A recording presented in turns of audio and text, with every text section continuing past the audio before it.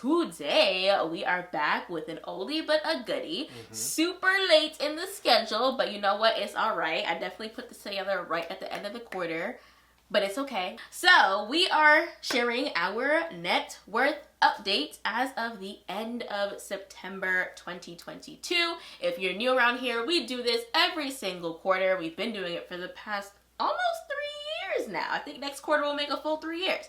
So we've been at this for a minute. So we are just here to update you on our financial progress. So let's get into it. Hey Wealth Builders! Welcome back to another episode of The Bemused. My name is Mishak. And I'm Akiva. And on this channel, we talk about all things money for young adults just like you and us. So if you're into that kind of thing, come on and join the Wealth Builders squad by hitting that big red subscribe button. And while you're at it, click that little notification bell so you never miss when we post new, fun, valuable videos just like this one right here. As always, we start with our assets. And I'm going to be looking down, so I apologize in advance. We'll start with cash, where we had $80,458 in cash. Moving down to receivables. And that is just money that we intend to receive at some point. That's what receivables are. We don't have it at that moment, but we know we're going to get it. That is currently owed. That's owed to us, that was $3,828, and I'm sure that was probably more Akiva, like reimbursements from different things with her job or something like that. Moving down to liquid investments and retirement plans. So that was at $77,687. Then our home, $242,000. And then finally, our cars, automobiles, under personal property. And that is at $8,700. So that gives our total for our assets is $412,600. $412? Wow. Woo, I certainly hope not. Jesus be a fit. So that means our total assets are $412,673. Woo, big number. Now let's go down to all the stuff that we owe, where the number gets a little more sour from here. But not too sour these days. So let's see where we landed. So our first and largest liability, our largest debt, is our mortgage, and that balance currently stands at $221,949.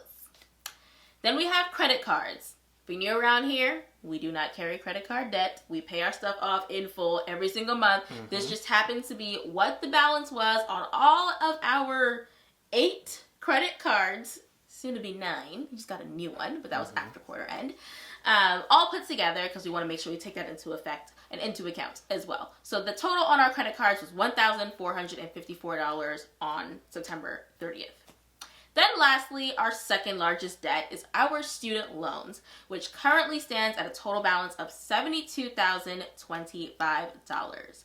So our total liabilities, our total debts, are $295,427. And saying that out loud, that seems like the first time we've dipped below 300, but maybe I could be wrong about that. We'll see when we get to our change in net worth section. But put that together, assets minus liabilities, our total net worth now stands at $117,245. So that's pretty good.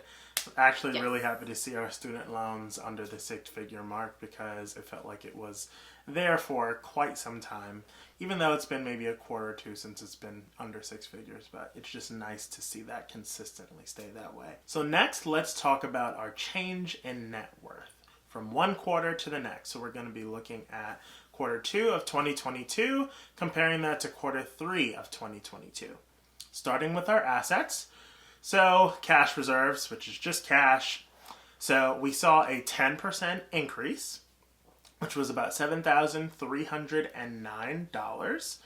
Then we go down to our receivables, and we saw a 70% increase. That's an anomaly, and that's just because, again, Akiva's job probably owed a little bit more money to her that quarter, and the dollar amount was $1,582 of the increase, or the increased amount. Then when we go to liquid investments and retirement plans, so we saw a 1% change there, increase. about $839. Akiva's 401k account was down by $100, even though she invested $2,550. And my current 403b was down 13.7%.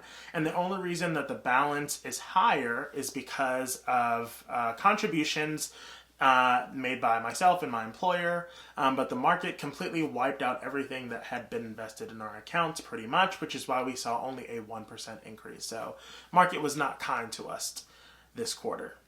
And then heading down to our home, no change there. If you've been watching our net worth updates, you know that we remain very conservative, even though we feel that we should be able to get a little bit more if we were to place our home on the market. And then when we go down to personal properties, it looks like some changes there. That's where things went a little bit negative. And the reason for that is because we actually got rid of one vehicle. We had two, and now we only have one. So that is why my car, that is.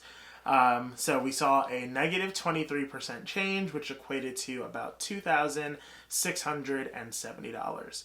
So that brings our total assets, or the total change from one quarter to the next, to still a positive 2%, which is still pretty good considering that the markets didn't do that hot for us and we lost an asset, essentially, the vehicle. So that was an increase of $7,059.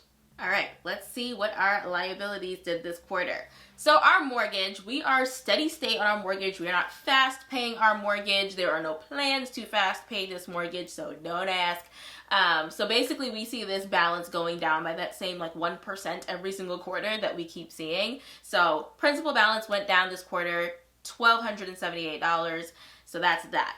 Credit cards, like I said, this is really just dependent on the day. However the wind blows that day is how much is on our credit cards. We happen to have a lot less money on credit cards this quarter than last, so that's why it looks like there's a big change. But again, this is pretty relative, just really depends on what's going on in any given quarter. Then our student loans, you'll see that balance dropped by $900 quarter over quarter, and that is because, as I probably mentioned on this channel before, my current employer pays $100 a month toward student loans. They were having some issues getting the portal set up, so I wasn't getting the payments that I was due since January, so $100 a month finally came through in September. So that's why you see $900, it's $100 for each of the 9 months of the year so far. So that is that, which is a nice little help from that. So our total liabilities went down. See, I was correct. Last quarter we were still over $300,000 in liabilities. $300,277 down to $295,427. So our liabilities went down by 2%. And so all in all, our net worth went from $105,336 last quarter to $117,245. So an increase of almost $12,000 in our net worth quarter over quarter. So I'm super happy about that progress. I don't know about you, but that is a super nice number for me to see, and glad that we're able to still move in the right direction, even though, markets are doing their thing, and that's why it's also good to have assets in different places and not just put all your money into the markets, because sometimes they shall fail you. So I'm excited. So that was definitely a lot of info that was shot at you guys. But this is what we do pretty much every quarter. We track this net worth, as we said. We've been tracking it for about 3 years now. So we put something on the screen, a graph on the screen where you can see our growth from 3 years ago when we were negative in our net worth, super negative, and to a point where now we're positive. Not millionaires by any stretch of the imagination, but hopefully we'll get there one day. And if you want the inside scoop as to the different strategies and tactics that we have used over the years, really our approach when it comes to how we flipped our negative six-figure net worth into a positive six-figure net worth, I want you to click on the link that will be linked in the cards and down in the description box to watch our free webinar. It is called the Financial Freedom Formula, okay? You do not want to miss it. It's really just sharing our journey and our secrets basically to how we have done this, and maybe you can pick up a lesson or two. So again, link down in the description, invite a friend, don't keep that knowledge to yourself. And if you made it this far, we want to hear what you have to say about net worths. Are you tracking yours? Do you like the way that we're tracking ours? Do you think we could be doing anything different? We want to hear all of that down in the comments, not the captions. Down in the comments, we want to hear from you. As always, thanks for watching. Don't forget to hit the subscribe button so that you don't miss when we post valuable content just like this video here. And share this with a friend. We'll see you in the next one. Bye.